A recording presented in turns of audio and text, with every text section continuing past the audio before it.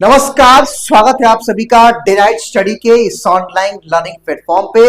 अगर आप भी डीडीयू में पढ़ना चाहते हैं तो आप सबके जानकारी के लिए हम बता देना चाहते हैं कि डीडीयू अपने प्रवेश सत्र 2025 के लिए अपना एप्लीकेशन फॉर्म मार्च के एंड में या अप्रैल के फर्स्ट वीक में डीडीयू का एप्लीकेशन फॉर्म आ जाएगा। और ऐसे में वो कौन कौन से इंपॉर्टेंट डॉक्यूमेंट्स हैं जिन्हें आपको पहले ही प्रिपेयर कर लेना है ताकि जब आप फॉर्म फिल करें तो आपको कोई दिक्कत समस्या परेशानी ना आए और इजीली आप अपना फॉर्म फिल कर ले। तो आज की इस वीडियो के माध्यम से वो कंप्लीट डॉक्यूमेंट की लिस्ट मैं आपको बताऊंगा, दिखाऊंगा। और यकीन मानिए बच्चों, अगर आप आज उन डॉक्यूमेंट की लिस्ट को देख करके प्रिपेयर कर लेते हैं तो न केवल फॉर्म फिल करते समय, इवन जब आप अपना जो है एडमिशन कराएंगे यानी कि at the time of counselling, उस समय भी आपको इस डॉक्यूमेंट की आवश्यकता पड़ेगी। तो आज का वीडियो आप सबके लिए काफी खास है, काफी विशेष है। इस वीडियो को पूरा देखिएगा और अपने उन तमाम दोस्तों, मित्रों, सहपाठियों के साथ जरूर शेयर कर दीजिएगा जो आपके साथ डीडीयू में एडमिशन लेने का सपना देख रहे हैं। ये डीडीयू की ऑफिशियल वेबसाइट है। इस वेबसाइट के माध्यम से पूरा आपका एडमिशन का प्रोसेस चलता है। हालांकि अभी जब फॉर्म आएगा तो उस समय मैं आपको बताऊंगा। सारी इंफॉर्मेशन मैंने ऑफिशियली कलेक्ट कर ली है। अब आइए मैं आपको बताता हूं वो सारी इंफॉर्मेशन जो आप एक छात्र के तौर पे जानते होंगे। देखिए, ये आपकी एक पेपर की कटिंग है जो कि डीडीयू के बारे में हम चर्चा करेंगे और मैं आपको बताऊंगा कौन कौन से डॉक्यूमेंट्स प्रिपेयर करना है। मैं चर्चा सब कुछ करके बताऊंगा। इवन एडमिशन का पूरा प्रोसेस मैं आपको समझाने वाला, लेकिन उससे पहले आपको एक काम करना चाहिए जो एक छात्र के तौर पर जरूरी है कि आप हमारे platform which is day night study, जहां पे आप इस वीडियो को देख रहे हैं, यहाँ पे आप आएंगे तो आप सबके लिए एक इंपॉर्टेंट इन्फॉर्मेशन है कि जब आप प्लेलिस्ट के सेक्शन में आप आओगे ना, तो यहाँ पे नीचे आप आना। जब आप नीचे आओगे तो यहाँ पे देखोगे कि यहाँ पे एक सेक्शन बना हुआ है campus tour program DS meetup. इस पर आप टैप करोगे तो यहाँ पे देखोगे हम लोग जब डीडीयू गए छात्रों से मिलने, बीए का, बीएससी का, बीकॉम का, एलएलबी का, बीएलएलबी का, मैक्सिमम कोर्सेज के छात्रों से हम मिले थे।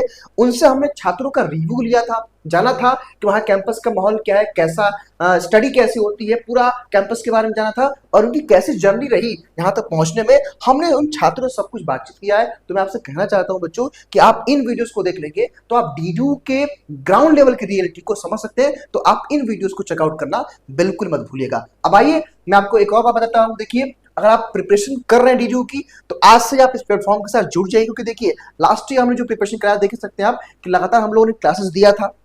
यहाँ पे हम लोग देखिए डीडीयू के ग्राउंड रिपोर्ट में भी गए थे हम लोग। यहाँ पे देखिए, यहाँ पे सब कुछ क्लासेस चली थी और 2025 के लिए भी क्लासेस स्टार्ट होने वाली हैं। कुछ कुछ कोर्स की स्टार्ट भी हो गई हैं। तो आप जब इन प्लेलिस्ट को फॉलो करेंगे तो आपको सब कुछ यहाँ से मिलता रहेगा। ठीक है, अब आइए हम आते हैं मेन मुद्दे पे जिसके लिए आप इस वीडियो को देखें, क्योंकि वो सब बताना जरूरी। देखिए, अभी आप एक नए एस्पिरेंट है तो आपको नहीं पता है कौन सा प्लेटफॉर्म कैसा है, ये प्लेटफॉर्म कैसा है, कैसे हमने 1000 छात्रों का सिलेक्शन करा है और कैसे प्लेटफॉर्म आपकी हेल्प कर सकता है, ये सब कुछ जानना जरूरी है। अब देखिए, सबसे पहले मैं आपको बताना चाहता हूं कि डीडीयू के एडमिशन प्रोसेस में इस वर्ष 2025 में क्या कुछ बदलाव होने वाला है, उसको भी आपको समझना जरूरी है। ध्यान से मेरी बात को समझिएगा, अदरवाइज देखिए आप परेशान रहेंगे। यहाँ पे देखिए क्या लिखा है, डीडीयू जो है सामर्थ्य, यहाँ पे क्या लिखा है भाई कि सामर्थ्य कॉमन एडमिशन पोर्टल से नए सत्र से होगा प्रवेश। अब बच्चों कहा क्या गया, जैसे आपने सीयूटी का नाम सुना होगा, मैक्सिमम बच्चों ने सुना होगा। सीयूटी के माध्यम से क्या करते हैं आप लोग कि अलग अलग देश की बड़ी बड़ी सेंट्रल यूनिवर्सिटी जैसे बीएचयू, डीयू, जेएनयू वगैरह में एडमिशन लेते हैं।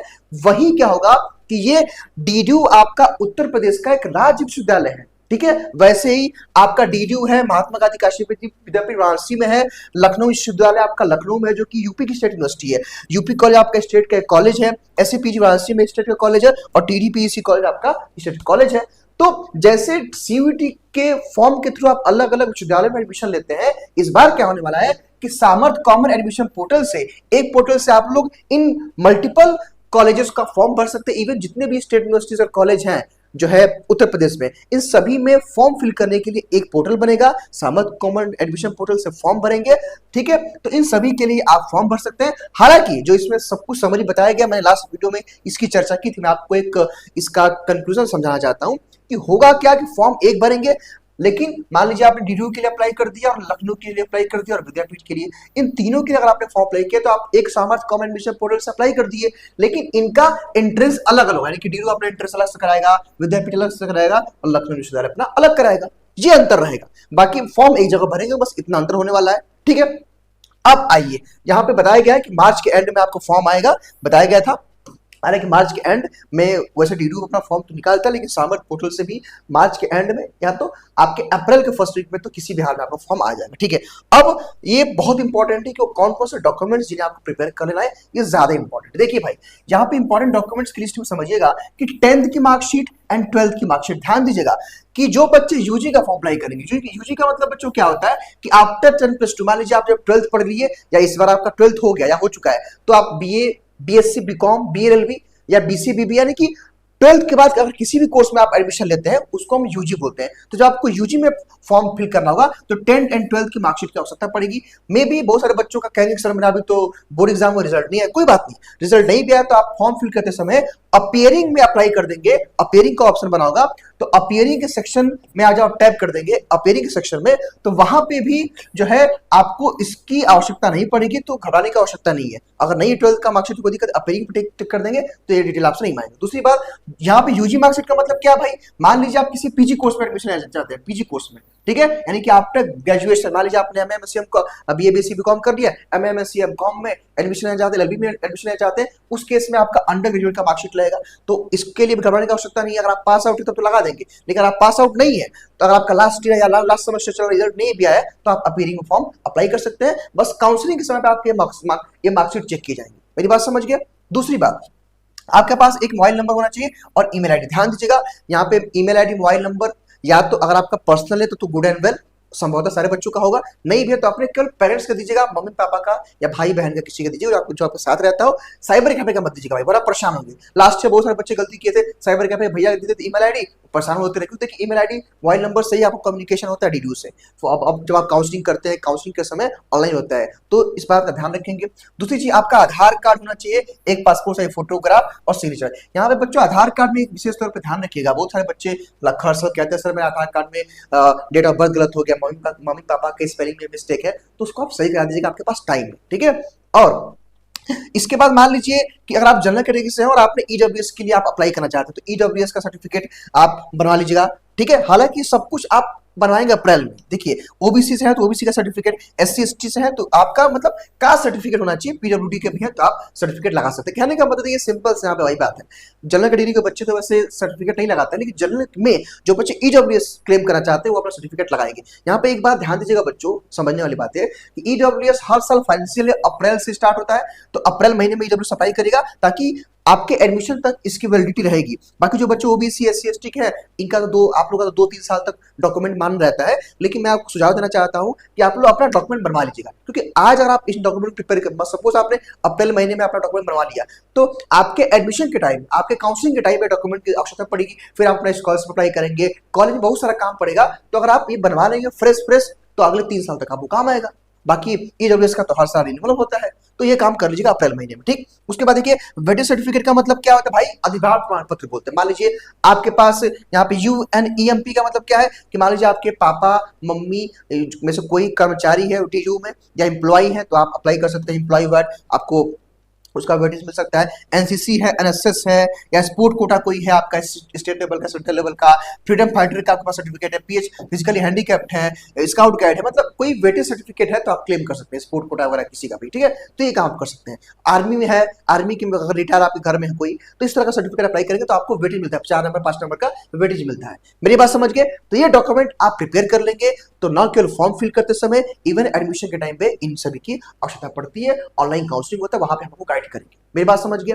अब बात आती है कि सर मैंने जान लिया कि सर इस बार फॉर्म कब आने वाला है, सर मैंने जान लिया कि कौन सा डॉक्यूमेंट लेंगे, अब सर मुझे तैयारी करनी, मुझे पढ़नी है, मैं कहां से पढ़ूं। तो देखिए बच्चों, मैं आपको बताना चाहता हूं कि प्लेटफॉर्म लास्ट ईयर हमने मैक्सिमम कोर्सेज में अपने फर्स्ट रैंक दिए हैं, जाकर के आप हमारे रिकॉर्ड को चेकआउट कर सकते हैं। और जब आप हमारा कैंपस टू का वीडियो देखेंगे, बच्चों ने वहां बताया, साझा किया है, और मैं आपको दिखाना चाहता हूं बच्चों कि देखिए ये सब रिजल्ट्स हैं। देखिए प्लेटफॉर्म ने, देखिए चाहे आपका बीएलएलबी हो, देखिए first rank, second rank, LLB में थर्ड रैंक, उसमें फर्स्ट रैंक, देखिए बीकॉम में, फिर यहाँ पे आप आइए देखिए बीएससी मैथ में फर्स्ट सेकंड रैंक, उसमें देखिए एमएलटी में मैक्सिमम क्वेश्चन। फिर देखिए ये रिजल्ट्स आप देख सकते हैं, लास्ट ईयर 23 के बच्चे हैं, कुछ 24 के बच्चे भी इसमें हैं।